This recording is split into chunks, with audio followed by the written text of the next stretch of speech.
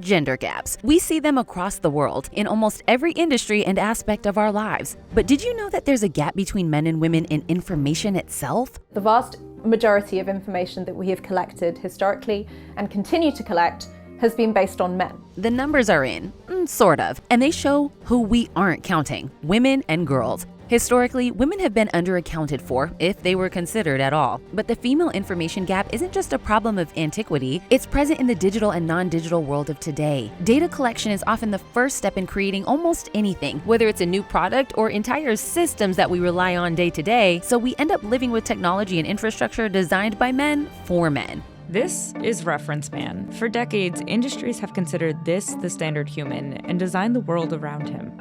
Everything from air conditioning in offices to cars, even military equipment. We know that women today are still faced with so many inequities, but with inadequate data, a clear portrait of that is impossible to display and makes it easier for people experiencing the benefits of that inequality to deny there even is a problem. Here's our take on the female information gap in all its forms and how filling in the blanks for inclusive data will help define and facilitate gender equality. The female information gap might be a more recent term, but it's an old problem. There's a myriad of ways women's lives have not been accounted for, and one of the biggest is how history has left their stories untold. Recently, physicist Jess Wade, who, upon realizing that STEM women were grossly underrepresented on Wikipedia, began a quest to write pages for other female scientists and scientists of color, documenting their achievements and discoveries. I became really interested in ways that we could try and improve that diversity, but also try and improve the way that we celebrate and honor the incredible scientists who are from historically marginalized backgrounds. Through her work, Jess hopes to not only tighten the information gap in her own field, but also to make science a more accessible and inclusive place to be. When women aren't being left out of record keeping completely, there's another way they're erased: the Matilda effect, named for suffragist Matilda Joslyn Gage, who pointed out back in 1870 that many women's discoveries and breakthroughs were wrongfully attributed to men. The reason behind the misattributions were simple. When men were named as the publishing author, the research and its findings were seen as more credible and important. Beyond optics, men simply didn't need and didn't want to give women credit when they could easily receive accolades and prestige for women's work within male-dominated fields. I cannot do my work effectively if I do not have all of the data and all of the information as soon as it's available. I need to be in that room hearing what you hear. The 2017 movie Hidden Figures brought this exact problem into focus, showing the challenges that Katherine Johnson, Dorothy Vaughan, and Mary Jackson faced in spite of their outstanding intellectual contributions. Eventually, decades after their work to help America win the space race, they were given proper credit. NASA honored Mary Winston Johnson with a ceremony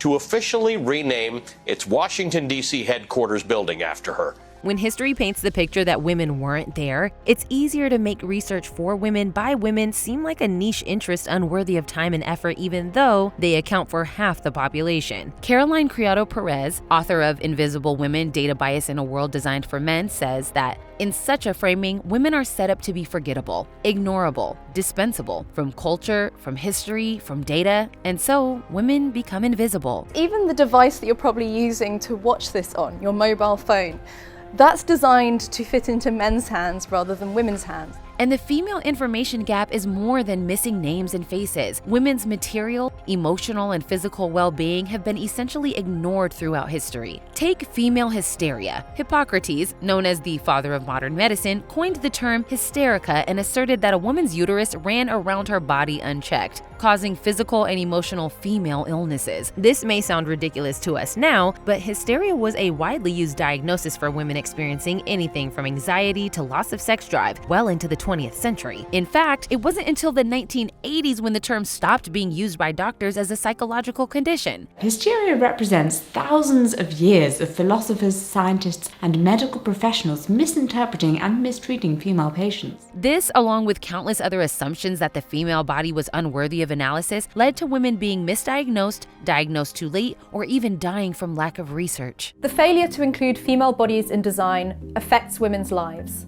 It makes them poorer, it makes them sicker. And in the case of medical diagnosis, women's symptoms can often present differently than men's, causing prolonged and unnecessary suffering. I went 16 years before I was properly diagnosed. I went 10 years in pain before I was diagnosed. This is a combination of medical sexism, where women's pain or concerns with their bodies is routinely written off as attention-seeking or psychosomatic, and a lack of diagnostic criterion that includes women. You might think that we would at least have decent diagnostic criteria for health conditions that are specific to female reproductive health, but even then, the medical information is sorely lacking. When a person has endometriosis, which can cause chronic and debilitating pelvic pain and infertility, they will wait an average of 8 years for the correct diagnosis. Centuries-old correlation between mental incoherence and the pelvic area is the reason for diagnostic delays in endometriosis in modern times. Essentially, we have become indifferent. Without tracking and defining the challenges women face with hard data, it's impossible to determine how serious the problem is or if we're making progress. And in the absence of equitable data, how could we even tell if and when women's problems are growing? For me, biased data means bad data, and bad data basically leads into bad policies and bad decisions.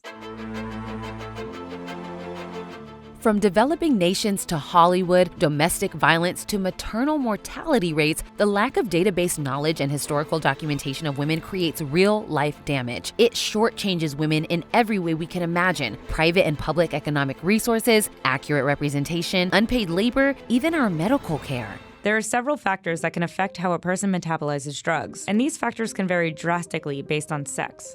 But many clinical trials don't account for this. They often don't include enough women as test subjects. It can leave us with seemingly trivial issues, like nearly all virtual assistants having a default female voice, a feminine name, and a submissive tone in conversation, or phones' predictive text having a bias that favors men. But it can also have more serious implications, like creating more injuries for women on the road. According to Scientific American, vehicle safety systems are designed and tested based on the default male. Remember that reference, man? So they don't protect female bodies as well. When a woman is involved in a frontal car crash, she is 73% more likely to be seriously injured than a man. On average, women have fewer muscles in their neck, tend to weigh less, and are shorter than most men. So even seats and seatbelts aren't made in a way that supports female bodies, making things like whiplash far more common for women than men. Even basic infrastructure like a city's snow clearing schedule can exclude and disadvantage women. Roads are more likely to be swept first and the sidewalks second. But because women are more likely to walk or use public transportation,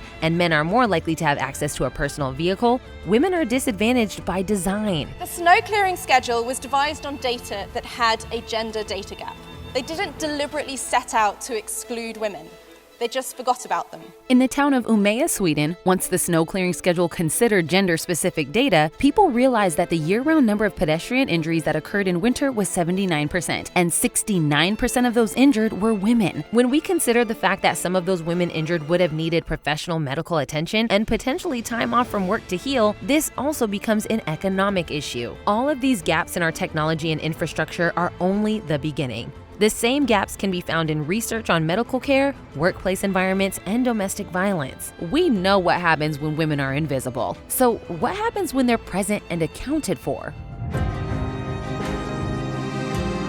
The female information gap is a complex issue, since there are so many holes in so many different aspects of our history and data, but it is a solvable problem that's slowly being tackled. Organizations like the UN and the Bill and Melinda Gates Foundation have started tracking women's lives globally, a scale we haven't seen before. With the UN's program Making Every Woman and Girl Count, they've broken down the solution of the female information gap into 3 steps. 1. Create an environment to prioritize gender data. 2. Fill gender data gaps by ensuring that quality and comparable gender statistics are produced regularly. And 3. Ensure that data is accessible and used to inform policy and advocacy. Women and girls are half of the world's population. They hold half of the world's human potential. When their lives are improved, the benefits will echo across society.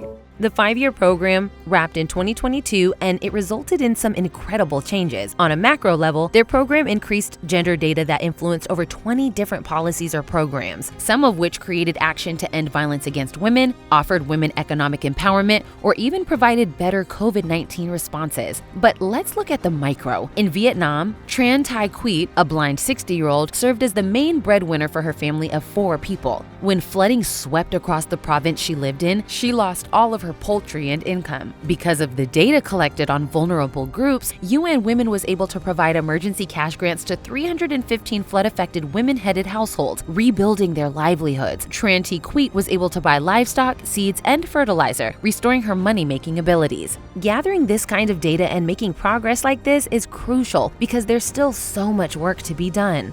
According to the Global Gender Gap Report of 2022, gender parity is not recovering. In fact, it will take another 132 years to close the global gender gap. Closing the female information gap is our first step toward total gender equity. Without data, we're organizing and fighting blindly. And once we have it, it's up to our elected officials to actually use that data to inform policies and create infrastructure that's inclusive of women. A world where women are part of designing and building technology is a world where women are part of shaping our future.